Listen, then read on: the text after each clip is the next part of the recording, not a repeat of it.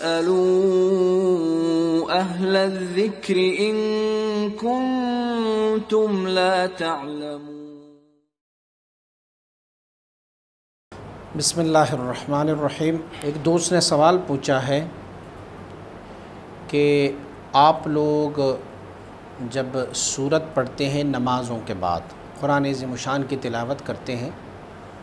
تو نمازوں کے بعد جب آپ سورت کی تلاوت کرتے ہیں تو حلقہ بنا کر کیوں بیٹھ جاتے؟ اس کا کوئی حوالہ ہے یا نہیں ہے؟ جواب یہ ہے کہ حلقے کے بہت سارے فضائل، حلقہ بنا کر بیٹھنے کے بہت سارے فضائل ہیں، اور ایک فضیلت اس حلقہ بنانے کی یہ بھی ہے کہ حضور نبی اکرم صلی اللہ علیہ وسلم بارک کا بڑا مشہور و معروف حدیث ہے کہ حضور فرماتے اذا مررتم بریاض الجنت فرتعوا،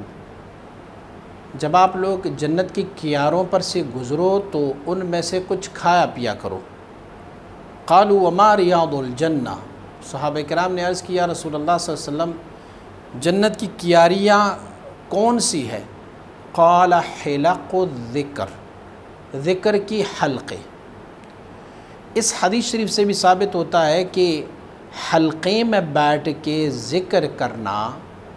اس حدیث شریف سے بھی ثابت ہے، یا تو اس سے مراد یہی حلقہ ہے جیسے کہ عام طور پر لوگ آپس میں ایک دوسرے کے ساتھ مل کے ایک گول دائرے کی شکل میں بیٹھ جاتے، یا پھر حلق و ذکر سے مراد اور مقصود یہ ہے کہ کچھ گروہ، کچھ لوگ جب آپس میں بیٹھ جاتے تو اسے بھی حلقہ کہتے ہیں۔ یعنی جیسے ہم کہتے ہیں کہ یہ فلاں حلقہ ہے، یہ فلاں حلقہ ہے، یہ فلاں حلقہ ہے، کچھ لوگوں کو اکٹھ کو بھی حلقہ کہا جا سکتا ہے، اور اس سے بھی حلقہ کہا جا سکتا ہے۔ تو اگر کوئی بندہ نمازوں کے بعد جو صورتیں ہم پڑھتے ہیں، اگر نمازوں کے بعد صورتوں میں حلقہ بنا کر بیٹھ جائیں گے تو اس میں سے جو شیخ ہوتا ہے، مرشد ہوتا ہے، ان پر سب کی نظریں لگنے میں آسانی ہوتی ہے۔ اگر ہم اکٹھے بیٹھ جائیں گے، ایک دوسرے کے پیچھے بیٹھ جائیں گے، تو اس طرح شیخ کی چہرے پر ہماری نظر اکثر و بیشتر کم پڑ جاتی ہے۔ دوسری بات یہ ہے کہ آج کل ہی کی مشائخ ہے جو کرسیوں پر بیٹھ جاتے ہیں، وگرنہ مشائخ کا دستور العمل یہ تھا کہ وہ زمین پر ہی بیٹھا کرتے تھے۔ آج کل کے مشائخ میں سے شاید کچھ کے کمر میں تکلیف ہو یا کسی کے ٹانگوں میں تکلیف ہو تو وہ اس وجہ سے کرسیوں پر بیٹھ جاتے ہیں۔ تو جو مشائخ زمین پر بیٹھتے ہیں اس کے سامنے حلقہ بنا کے بیٹھنے سے اس شیخ کے چہرے کو دیکھنا آسان ہو جاتا ہے۔ اسی لیے ہمارے مشائخ نے یہ فرمایا ہوا ہے کہ جب بھی بیٹھیں گے آپ حلقہ بنا کے بیٹھ جائیں، بشرط کہ وہ مکان، وہ جگہ ایسے ہو کہ جس میں سے حلقہ بن سکتا ہو۔ اگر کوئی گھر یا کوئی مکان یا کوئی کمرہ بالکل چھوٹا ہو اور اس میں سے وہ حلقہ نہیں بیٹھ سکتے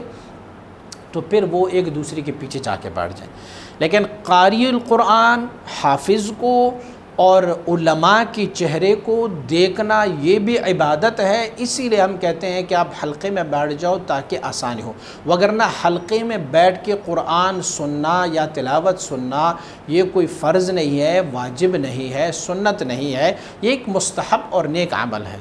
اور سلسلہ عالیہ نقشبندیہ کا اصول اور دستور العمل یہ ہے کہ یہاں پر